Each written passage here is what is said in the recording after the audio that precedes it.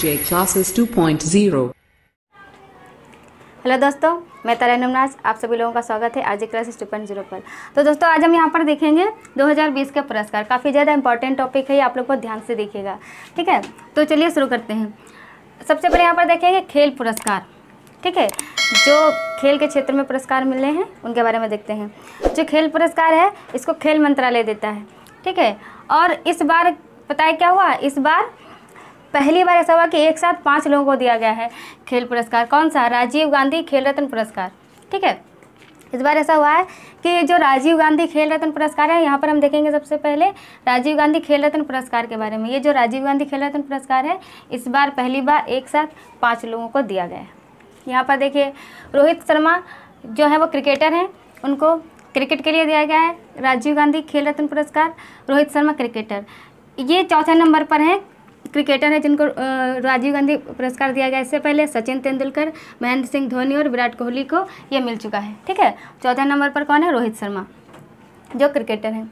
अगला मनिका बत्रा, ये table tennis है जिनको ये खेल रत्न पुरस्कार दिया गया है, ठीक है। रोहित शर्मा क्रिकेटर है, ये चौथे नंबर पर है। क्रिकेट में चौथे नंबर पर हैं जिनको राजीव गांधी खेल रत्न पुरस्कार दिया गया है। सचिन तेंदुलकर पहले, फिर महेंद्र सिंह धोनी और विराट कोहली, उसके बाद रोहित शर्मा क्रिकेट में, ठीक है। फिर मनिका बत्रा है, टेबल टेनिस के लिए इनको दिया गया है।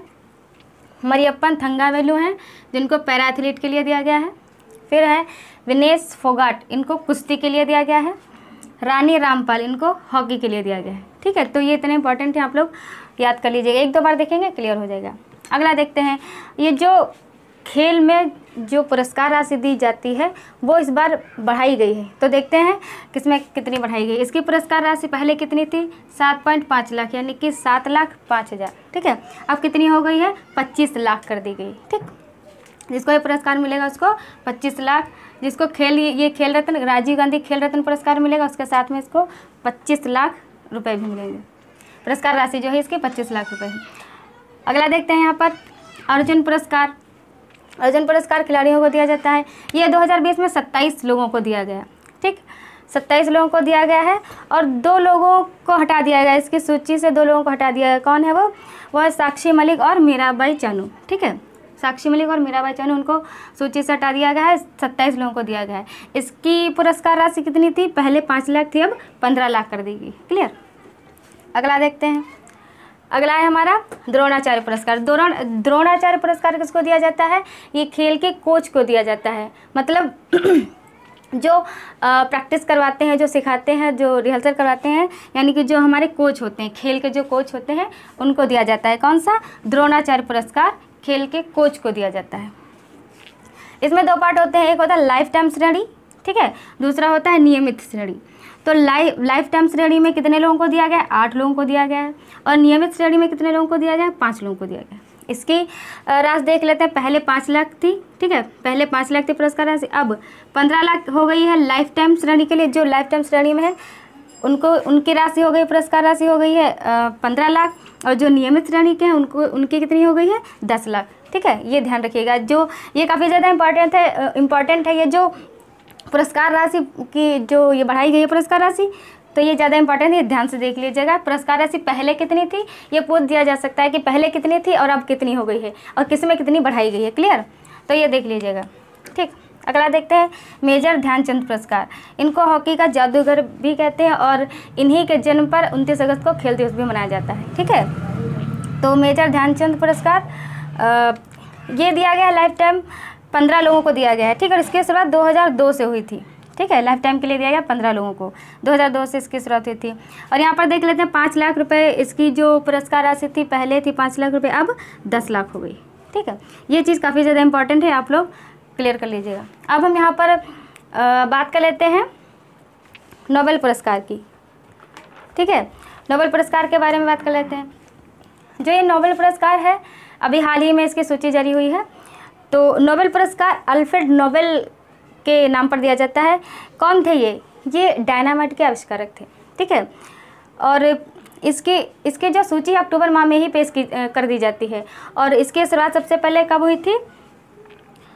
इसकी शुरुआत हुई थी 1901 से, ठीक है। इसकी शुरुआत कब हुई थी? 1901 से।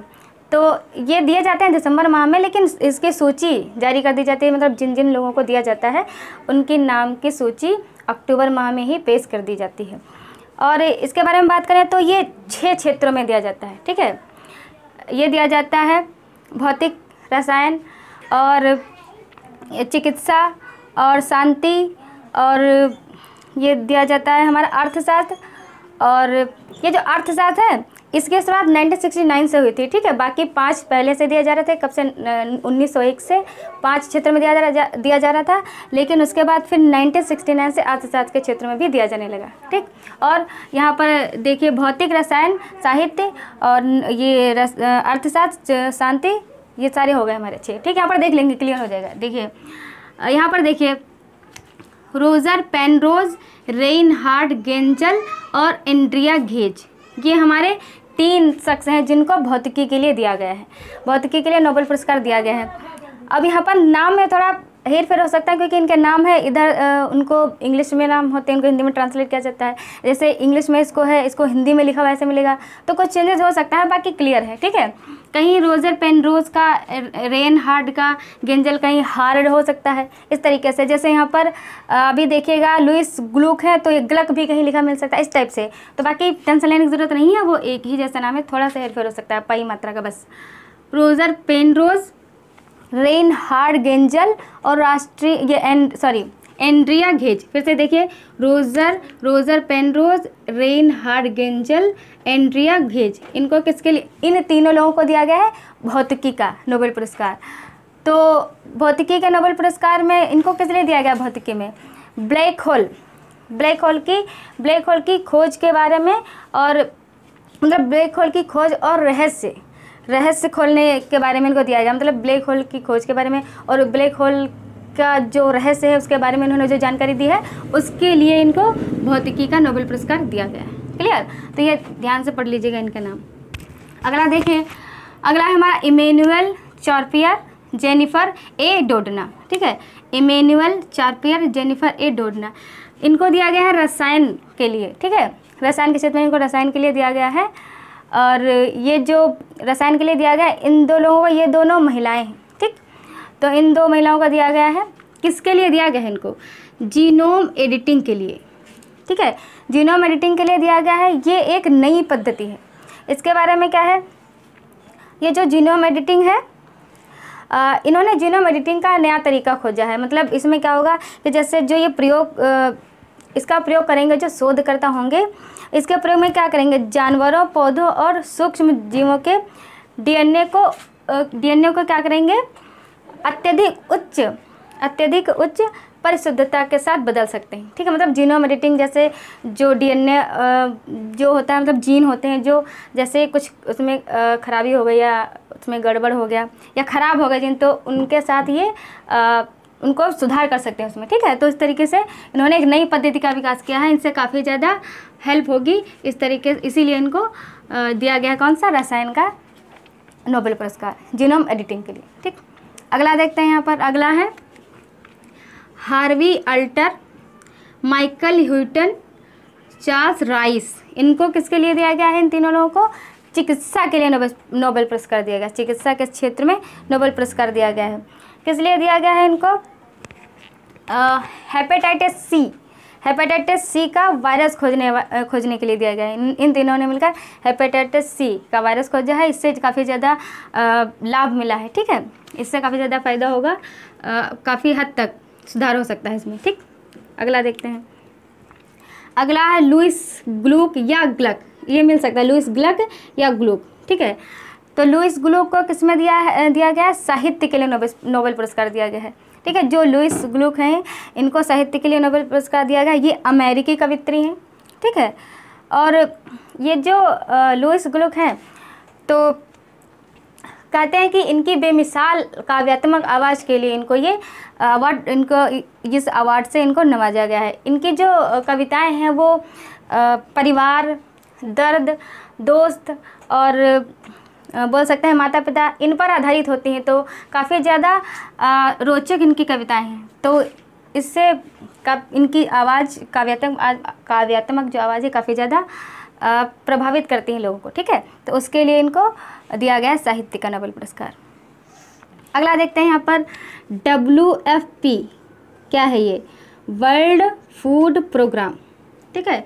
वर्ल्ड फूड प्रोग्राम WFP, इसको दिया गया है विश्व खाद्य कार्यक्रम, यानी कि जो ये WFP है इसका फुल फॉर्म है वर्ल्ड फूड प्रोग्राम, और इसको हिंदी में कहते हैं विश्व खाद्य कार्यक्रम, ठीक है। तो इस WFP को कौन सा दिया गया है, शांति के लिए जो मिलता है नोबेल पुरस्कार वो WFP को दिया गया है, ठीक है। इसका मतलब क्या है, भूख से जंग के लिए, उससे संघर्ष करने के लिए और विश्व में शांति बनाए रखने के लिए इसने काफ़ी ज़्यादा मदद की है, लोगों की मदद करता है, इसलिए इसको दिया गया है। आपत्तिजनक जो स्थितियाँ होती हैं उसमें ज़्यादा काम करता है, जैसे कि गृह युद्ध या प्राकृतिक आपदा जो होती है, तो लोगों तक जैसे जो जिनको ज़रूरत होती है, ज़रूरतमंदों को खाना पहुंचाना, उसमें काफ़ी इसने अच्छा काम किया। तो उसके लिए शांति का जो नोबेल पुरस्कार इस बार किसको मिला है, WFP को मिला है, ओके। अगला देखते हैं यहाँ पर, अगला है हमारा पॉल मिलग्रोम, रॉबर्ट विल्सन, इन दो लोगों को दिया गया है। कौन सा, अर्थशास्त्र का, अर्थशास्त्र के क्षेत्र में दिया गया है इनको अर्थशास्त्र का नोबेल पुरस्कार। पॉल मिलग्रोम, रॉबर्ट विल्सन को दिया गया है।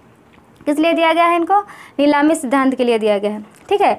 नीलामी सिद्धांत में सुधार और नीलामी के नए तरीकों को खोजने के लिए इनको दिया गया, मतलब इन्होंने नीलामी सिद्धांत है इसके बारे में काफ़ी ज़्यादा नए तरीके बताए हैं और कई सारी चीज़ें इसमें बताई हैं, ठीक है। तो नीलामी सिद्धांत के लिए इनको दिया गया। अगर क्वेश्चन पूछता है कि किस लिए दिया गया, तो नीलामी सिद्धांत हम टिक कर सकते हैं, उसमें दिया होगा, नीलामी से रिलेटेड ऑप्शंस होंगे, ठीक है। तो काफ़ी ज़्यादा इंपॉर्टेंट टॉपिक्स है ये, आप एक दो बार इसको पढ़ लीजिएगा, देख लीजिएगा, आई होप समझ में आया हो। आप लोग एक दो बार पढ़ेंगे तो क्लियर हो जाएगा। तो बताइएगा ज़रूर आप लोगों को ये क्लास कैसी लगी, और आप सभी लोगों का बहुत बहुत शुक्रिया। Thank you so much.